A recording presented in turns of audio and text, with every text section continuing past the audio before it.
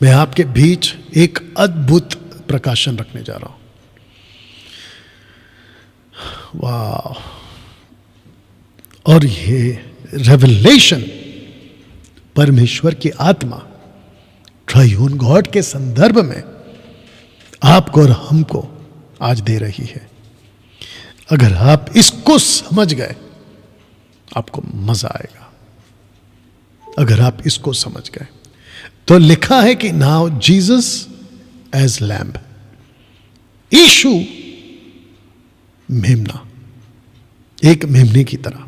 आप चित्र को ठीक से देखिए, आपको कनेक्शन मिल जाएगा। कौन सा कनेक्शन? ये वाला, जिसको कहते हैं पास ओवर लैम्ब। किसी इजरायलियों को पूछो, वो ऐसे पता लगा लेगा फट से, ओ ये तो लैम्ब की बात हो रही है, फट से पता लगा लेगा। लेकिन ताज्जुब की बात यह है कि इसमें यीशु है। यह यहूदी अभी तक नहीं पता लगा पा रहे। जो पता लगा लिए उनका जीवन धन्य हो गया, लेकिन जो नहीं पता लगा पाए बेड़ा गर्क। आइए पढ़ते क्या लिखा है। निर्गमन 12:5 लिखा है कि तुम्हारा मेमना निर्दोष पहले वर्ष का नर, not female goat but male goat या मेल शीप, ठीक है ना। लिखा है कि तुम्हारा मेमना निर्दोष और पहले वर्ष का नर हो, उसे चाहे भेड़ों में से लेना या चाहे बकरियों में से। अगर आपको याद होगा मत्ती के 25-26 में यीशु के सामने एक बड़ी भीड़ खड़ी होती है। उसमें से होते हैं शीप फर्स्ट कैटेगरी, और दूसरा कैटेगरी होते हैं गोट यानी कि बकरा। तो यीशु कहता है, माफ करना, परमेश्वर यहोवा कहता है मूसा से कि जो मेमना जिसको तुम्हारे लिए, जब तक यीशु जो जिसको कहते हैं द परफेक्ट लैम्ब, जिसको कहते हैं जो अंतिम फसह का मेमना होगा, वो जब तक नहीं आ जाता तुम लोग हर साल पास ओवर लैम्ब का फेस्टिवल बनाओगे, जिसको आगे आप लोगों को बाइबल में पढ़ने मिलेगा, लेकिन मैं इसका कनेक्शन देने जा रहा हूं। तो दोस्तों, जिसको कहते हैं ना वो आखिरी दिन, 430 साल की गुलामी का आखिरी दिन, जिसको परमेश्वर अपने लोगों को कह कहकर थक गया कि मैं तुम्हारी प्रार्थना को सुन चुका हूं, मैं तुम्हारी प्रार्थना को सुन चुका हूं, अब मैं तुम्हारे बीच में खुद उतर आया हूं, अब मैं तुमको वहां से बाहर निकालूंगा। जिसको मिस्र के राजा फिरौन ने तुमको गुलाम बना के रखा, मैं छुड़ाऊंगा, मैं छुड़ाऊंगा। तो जिसके चलते मूसा को कहा था उस रात, क्या कहा था उस दोस्तों, एक सेकंड दीजिए। उसने कहा था कि एक परिवार के पीछे एक मेमना, एक परिवार के बीच में एक मेमना, लेकिन उसके लहू के साथ कुछ करना। तो बोला क्या करना? एक निशानी ऊपर और 2 निशानी राइट लेफ्ट में। इसको आप अगर देखोगे तो क्रूस का निशान बनता है, ऊपर राइट एंड लेफ्ट, ये निशान लगाना। बोला क्यों? बोला जिस जिसके घर के दरवाजे पे ये लहू का निशान होगा, मैं उसके घर का पहला बेटा नहीं मारूंगा। लेकिन जिस जिसके घर के दरवाजे पे, वो चाहे इजरायली हो या वो चाहे मिस्र के लोग हो, जिसके दरवाजे पे ये लहू नहीं मिलेगा, उसके घर का पहला बेटा मर जाएगा। ये कहानी है, ये सच्ची घटना घटी थी और इसको देखा समझा पढ़ा गया है आज भी और तब भी। जब इसको आप देख रहे हैं, पढ़ रहे हैं, तो आपको प्रकाशित वाक्य 3:20 याद आ रहा होगा, जहां पे यीशु कहता है कि देख मैं द्वार पर खड़ा खटखटा रहा हूं, और जो शब्द सुनेगा मैं उसके साथ अंदर आऊंगा, वो मेरे साथ खाना खाएगा, मैं उसके साथ खाना खाऊंगा। तो दरवाजा क्या दर्शाता है? और दरवाजे पे लहू क्या दर्शाता है? आपके जीवन का उद्धार, आपके पापों का उद्धार, पापों से माफी और उद्धार। यहां तक ठीक है दोस्तों? मैं इसको फिर पढ़ने जा रहा हूं। लिखा है Jesus as a lamb, Passover lamb, फसह का मेमना हिंदी शब्द है उसका। तो लिखा है कि तुम्हारा मेमना निर्दोष पहले वर्ष का नर, उसे चाहे भेड़ों में से या बकरियों में से लो, लेकिन नर होना चाहिए। ऐसा क्यों? ऐसा बोल सकते थे ना, कुछ भी चलेगा, मतलब मेल भी चलेगी, चलेगा, फीमेल भी चलेगी, लेकिन देखो कितना पर्टिकुलर और कितना सटीक है, क्योंकि यीशु वो पुरुष था, यीशु पुरुष बनकर आया, इसलिए। ओके ना, इसको कहते हैं पास ओवर लैम्ब, ठीक है ना, फसा का मेमना। अब इसको पढ़िए, लय व्यवस्था 23:5। ये वो घटना काफी दिनों सालों के बाद जब परमेश्वर उनको कहता है कि तुमको ऐसा करना है, तो इसी फसा को वो नाम क्या देता, देखिए लिखा है, पहले महीने के 14वें दिन को गोदिली के समय यहोवा का फसा हुआ करे। तो मेरा क्वेश्चन ये है, आप इसको भी देख लीजिएगा, in the 14th day of the first month at even is the Lord's Passover, is the Lord's Passover। तो लैम, जो पासओवर लैम का था, वो पासओवर लॉर्ड का कैसे हो गया? बात समझ में आ रही है? यशायाह की किताब उसका 53:7 लिखा है, वह सताया गया तो भी वो सहता रहा, अपना मुंह ना खोला, जिस प्रकार भेड़ वध होने के समय व भेड़ी ऊन कतरने के समय चुपचाप शांति से रहती है। अब जरा शब्द पे ध्यान दो, वैसे ही उसने भी अपना मुंह ना खोला। ये है नर, यानी कि फीमेल, मेल, माफ करना, वैसे ही उसने अपना मुंह ना खोला। तो यशायाह किसकी बात को लिख रहा है? आप ऊपर चित्र पढ़ सकते हैं कि मरियम ने एक बालक को जन्म दिया, लेकिन उसको कहता है यशायाह कि वो मेमना था, वो मेमना था। कैसे? आपको याद होगा ये यूनक, जब वो यशायाह की यही चैप्टर पढ़ रहा था तो उसको समझ नहीं आया, उसको लगा कि यशायाह खुद की बात कर रहा है। तब उसने फिलिप से पूछा कि मुझे नहीं समझ में आ रहा ये बात किसकी है। तब लिखा है पवित्र शास्त्र का जो अध्याय वो पढ़ रहा था, वो ये था कि वह भेड़ों की नाई वध होने के लिए पहुंचाया गया। जैसा मेमना अपने ऊन कतरने वालों के सामने चुपचाप रहता है, वैसा ही उसने भी अपना मुंह ना खोला। इस यूनक को, इथोपियन के यूनक को यह बात नहीं समझ में आया कि यह है कौन। तब पवित्र आत्मा ने इसी चैप्टर के 29 में 29 में होली स्पिरिट, पवित्र आत्मा ने कहा जाओ और उसको जाके समझाओ। तो जब फिलिप ने अपना मुंह खोला, लिखा है तब फिलिप्पुस ने अपना मुंह खोला, इसी शास्त्र से आरंभ करके उसे यीशु का सुसमाचार सुना। तो मेरा क्वेश्चन ये है कि यहाँ पे जो लैम्ब है और ये जो फेस्टिवल है, ये किसका फेस्टिवल है? लैम्ब का।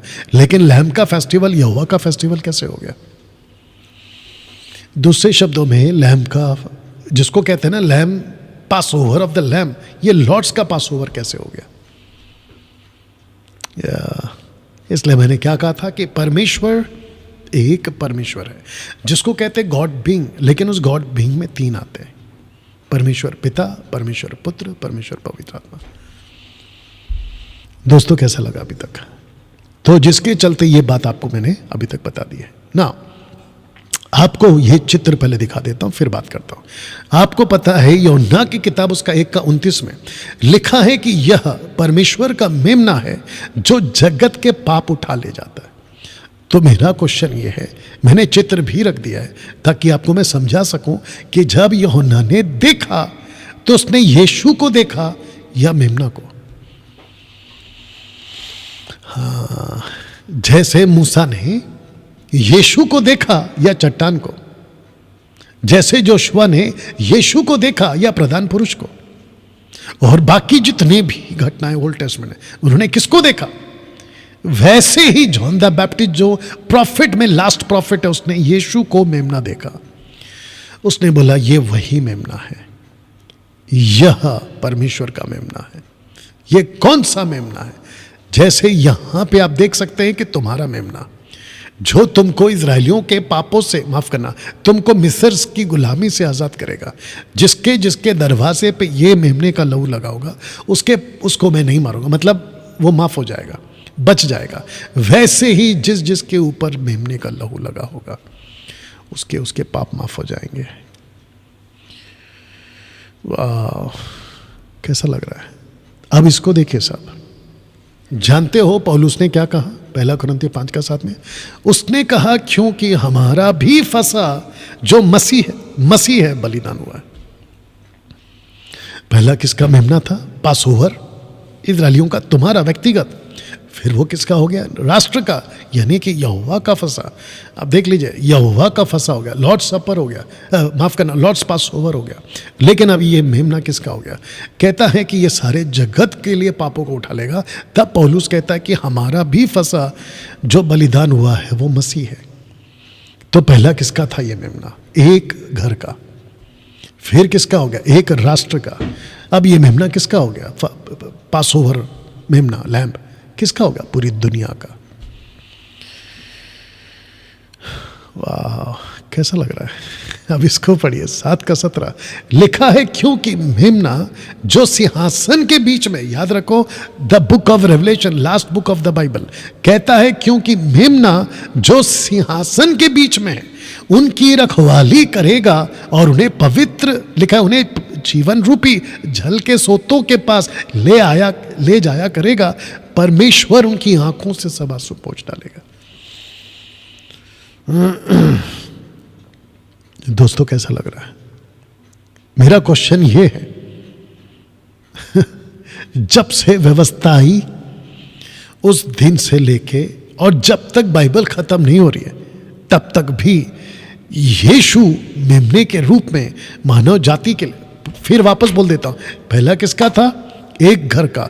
फिर किसका हो गया? एक राष्ट्र का। अब किसका हो गया? पूरी दुनिया का।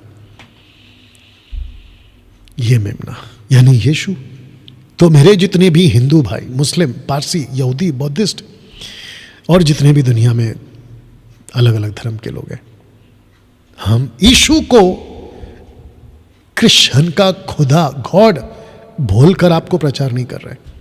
हम यीशु को आपके पापों की माफी दे सकता है उस लहू के रूप में आपको ये मैसेज दे रहे हैं कि अगर ये लहू आपके बदन में नहीं है, ये लहू अगर आपकी आत्मा में नहीं है, आप अपना जीवन इस पृथ्वी पर जैसे तैसे तो काट लोगे, अमीर बनकर, गरीब बनकर, अच्छा हेल्थ रखकर या बीमारी के अंदर, झोपड़े में या महल में रहकर, आप जैसे तैसे काट लोगे।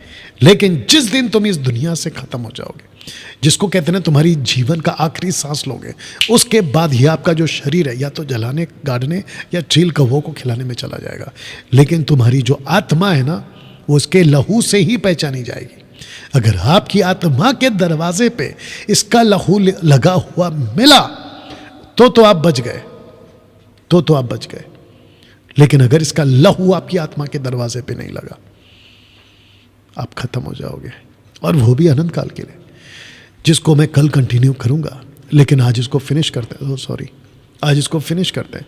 अब इसको समझिए, और मैं चाहता हूं कि आप ये चित्र को, जब ये वीडियो अपलोड हो जाएगा, आप लोग क्या कर सकते हैं ना, जो वीडियो है ना, पॉज करके आप उसको ऐसा क्या कहते हैं, उसको जूम कर लेते हैं, या हाथ से ऐसा फाड़ लेना, उसको नज़दीक कर लेना, वही उसको जूम ही बोलेंगे।